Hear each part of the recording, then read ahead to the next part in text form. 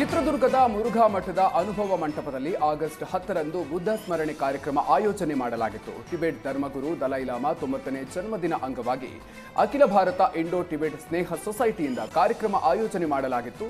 ಇನ್ನು ಕಾರ್ಯಕ್ರಮದಲ್ಲಿ 600ಕ್ಕೂ ಹೆಚ್ಚು ಬೌದ್ಧ ಸನ್ಯಾಸಿಗಳು ಭಾಗಿಯಾಗಿತ್ತು.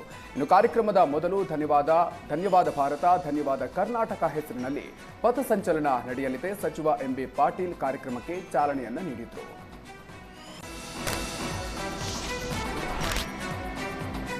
ಉದ್ಯೋಗ ಖಾತ್ರಿ ಬಿಲ್ ಪಾವತಿ ಮಾಡಲು ಲಂಚ ಪಡೆದ ಪಿಡಿಒಗೆ ಗ್ರಾಮ ಪಂಚಾಯಿತಿ ಸದಸ್ಯ ನಡು ರಸ್ತೆಯಲ್ಲೇ ತರಾಟೆಗೆ ತೆಗೆದುಕೊಂಡಿದ್ದಾರೆ.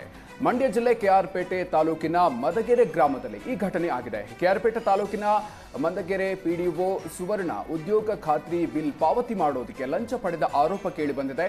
ಮಂದಗೆರೆ ಪಂಚಾಯಿತಿ ಸದಸ್ಯ ಉದ್ಯೋಗ ಖಾತ್ರಿ ಬಿಲ್ ಪಾವತಿ ಮಾಡೋದಕ್ಕೆ ಪಿಡಿಒಗೆ ಒಂದಿಷ್ಟು ಹಣವನ್ನ ಲಂಚವಾಗಿ ನೀಡಿದ್ದಾನೆ. ಆದರೆ ಹಣ ನೀಡಿದ ಬಳಿಕವೂ ಬಿಲ್ ಪಾವತಿ ಮಾಡದ ಹಿನ್ನೆಲೆಯಲ್ಲಿ ರೊಚ್ಚಿಗೆದ್ದಿದ್ದಾರೆ. ಇನ್ನು ಗ್ರಾಮ ಪಂಚಾಯಿತಿ ಮುಂದೆ ರಸ್ತೆಯಲ್ಲೇ ನಿಲ್ಲಿಸಿ ತರಾಟೆಗೆ ತೆಗೆದುಕೊಂಡಿದ್ದಾರೆ. ಇನ್ನು ವಿಡಿಯೋ ಮಾಡ್ತಲೇ ಲಂಚವಾಗಿ ಕೊಟ್ಟಂತ ಹಣವನ್ನ ವಾಪಸ್ ಕೊಡುವಂತೆ ಗಲಾಟೆ ಮಾಡಿದ್ದಾರೆ. ಸದ್ಯ ಈ ವಿಡಿಯೋ ವೈರಲ್ ಆಗಿದೆ.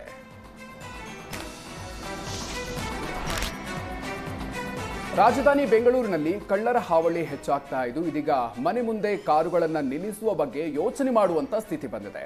ಸಿಲಿಕಾನ್ ಸಿಟಿಯಲ್ಲಿ ಕಾರ್ಗಳ ಪಾರ್ಟ್ಸ್ಗಳನ್ನು ಕದ್ದೊಯ್ಯುವ ಖತರ್ನಾಕ್ ಕಳ್ಳ ಆಕ್ಟಿವ್ ಆಗಿದ್ದಾನೆ. ಸೈಲೆಂಟ್ ಆಗಿ ಬಂದು ಕಾರಿನ ಪಾರ್ಟ್ಸ್ ಕದ್ದು ಎಸ್ಕೇಪ್ ಆಗ್ತಾನೆ. ಇನ್ನು ರೆಸಿಡೆನ್ಸಿ ಏರಿಯಾಗಳನ್ನೇ ಟಾರ್ಗೆಟ್ ಮಾಡಿ ಕೈಚಳಕವನ್ನ ತೋರಿಸಿದ್ದಾನೆ.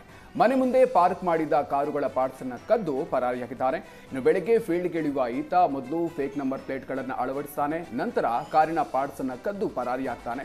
ಇನ್ನು ಕಾರಿನ ವೀಲ್, ಮಿರರ್ ನಂತರ ಈ ರೀತಿಯ ವಸ್ತುಗಳನ್ನು ಕಿತ್ತು ಎಸ್ಕೇಪ್ ಆಗ್ತಾನೆ. ಖತರ್ನಾಕ್ ಕಳ್ಳನ ಕೃತ್ಯ ಸಿಸಿಟಿವಿಯಲ್ಲಿ ಸೆರೆಯಾಗಿದೆ. ಜಯನಗರ ಠಾಣಾ ವ್ಯಾಪ್ತಿಯಲ್ಲಿ ನಿವಾಸಿಯೊಬ್ಬ ಮನೆಯ ಮುಂದೆ ನಿಲ್ಲಿಸಿದ್ದ ಕಾರ್ಗಳ ಪಾರ್ಟ್ಸ್ ಕಳ್ಳತನ ಮಾಡಿದ್ದ.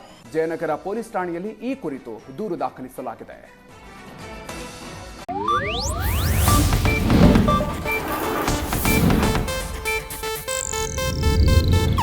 ಇದು ಏಷ್ಯಾನೆಟ್ ನ್ಯೂಸ್ ನೆಟ್ವರ್ಕ್ ಪ್ರಸ್ತುತಿ.